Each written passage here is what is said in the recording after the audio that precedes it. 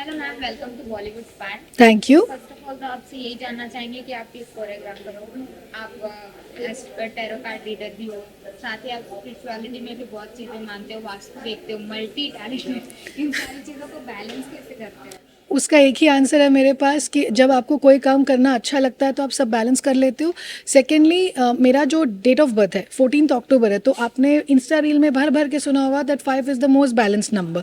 तो जो 5 नंबर वाले होते हैं वो मल्टीपल काम कर सकते हैं और वो करने में आपको मज़ा भी आता है।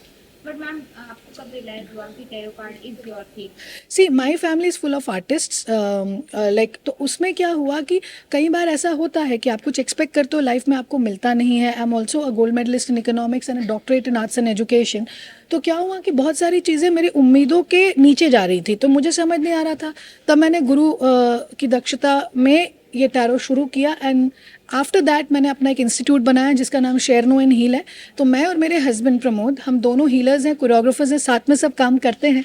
तो ये इजी हो जाता है हमारे लिए ये करना। मैम, भी ऑल्सो नो कि जयंती भाटिया मैम इज योर मासी। यस। तो आप टैरो कार्ड रीडिंग करते हो, तो कभी आपने उन्हें कोई सजेशन दिया, प्रिडिक्शन की है जो उनके लिए बहुत सजेशन मैंने दिया है, लेकिन जैसे मैंने बाकी के इंटरव्यूज़ में भी कहा कि आप अपने परिवार के सदस्यों का अगर आप करोगे तो वो कहीं ना कहीं गलत जाता है। Y?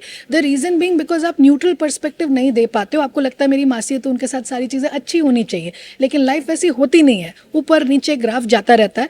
And also depends a lot on what kind of a spiritual practices are you doing. तो वो सब चीज़ों को ध्यान देकर कभी मैंने उनकी प्रिडिक्शन मैंने नहीं की। हाँ, इंट्यूटिव एबिलिटी से कुछ कुछ रेमेडीज सजेशंस उनको मैं देती रहती थी, जिसके कारण she got results also. And at the same time वही है कि न्यूट्रल पर्सपेक्टिव इन सब चीज़ों में ज़रूरी है। मैम, ये वी ऑल नो कि अभी बिग बॉस 18 चल रहा है, तो थोड़ा जानना चाहेंगे कि क्या कहना चाहोगे इस सीजन के बारे में, कौन लग रहा है आगे तक जाएगा? देखिए, जहाँ तक मैंने हर इंटरव्यू में ये चीज़ कही है कि लोगों के लिए बहुत इजी हो जाता है टीका टिप्पणी करना कि एस्ट्रोलॉजर ने ये कहा था और ये हुआ, लेकिन लोगों को बहुत सारे पायदान पता नहीं होते हैं इसमें कि आप गूगल में जो डिटेल्स मिलते हैं या सिर्फ टीवी देख के नहीं बता सकते कि कौन जीतेगा कौन ये होगा। उसके लिए आपको बहुत सारे कॉम्बिनेशन की स्टडीज़ लगती है, चाहे एस्ट्रोलॉजिकल एनालिसिस हो, वास्तु हो, उसकी खुद की एनर्जी जो उसने स्पिरिचुअलिटी प्रैक्टिस करके आगे बढ़ाई होगी। बहुत लोग आजकल इल्यूमिनाटी प्रैक्टिस करते हैं, गूगल में डिटेल्स ठीक से दिए नहीं रहते क्योंकि हम उनको पर्सनली जानते नहीं। तो इस वजह से एनर्जी फ्लक्चुएट करती है। जहाँ तक साल की बात है, ये बिग बॉस शुरू हुआ 8 के साल में 2024 में, ऐड करें तो 8 आता है, और अब जो साल चल रहा है वो 2025 9 आता है। शनि और मंगल के साल हमेशा उथल पुथल वाले और युग परिवर्तन वाले रहते हैं। तो इसमें 100% डिक्लेयर करना कि यही विनर है, इट इज़ इम्पॉसिबल। लेकिन जो फिर भी टॉप 4 टॉप 3 में मुझे पॉसिबिलिटीज़ दिखती हैं, उसमें से विवियन की दिखती हैं, करण वीर की दिखती हैं, अविनाश की दिखती हैं और रजत दलाल की दिखती है। 4 बहुत स्ट्रॉन्ग कंटेंटर्स हैं, इनमें से कोई 100% बोलना इज़ वेरी डिफिकल्ट। मैम, अभी आपने रजत दलाल का नाम लिया, तो जितने भी कंटेस्टेंट है, रजत दलाल ही वो है जो इंडस्ट्री से बाहर के हैं। बिल्कुल। और उनका ऐसा मानना है, वो ऐसे चाहते हैं कि वो एक नेता बने हाँ।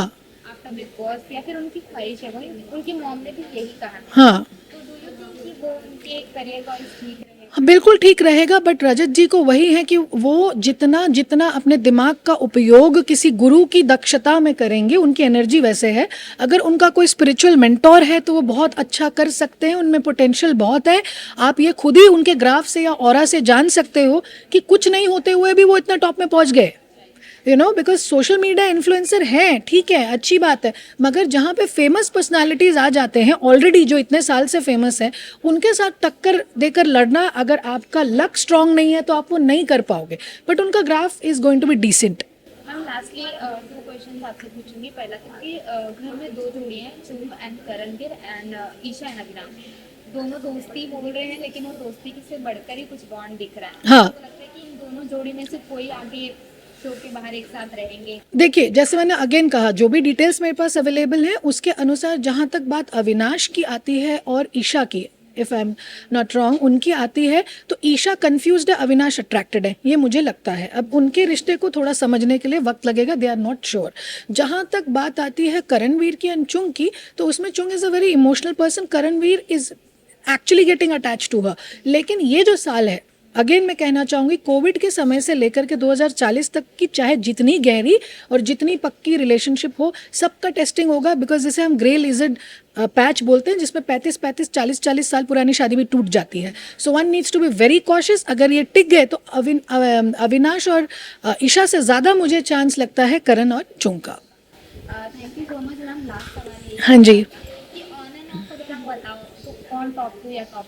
देखिए मेरे हिसाब से अगर मैं एनर्जी के अकॉर्डिंग बोलूं, because we don't have all the details, so the thing is कि मेरे अनुसार विविन, रजत दलाल, करण और अविनाश. मैं हर चीज़ वही कहूंगी जो मैंने हर इंटरव्यू में कहा. I am going to maintain that because वही सच है. देयर इज नो पॉसिबिलिटी कि कोई लेडी आगे जाए. मैंने कहा ना, दिस ईयर अगर आप बिग बॉस 18 की बात करें, it's a combination of 1 which is the number of sun और 8 which is the number of Saturn. शनि और सूर्य जब साथ में रहते हैं, मैं ये लिख के दे सकती हूँ कि आप बता दीजिए कौन जीतेगा.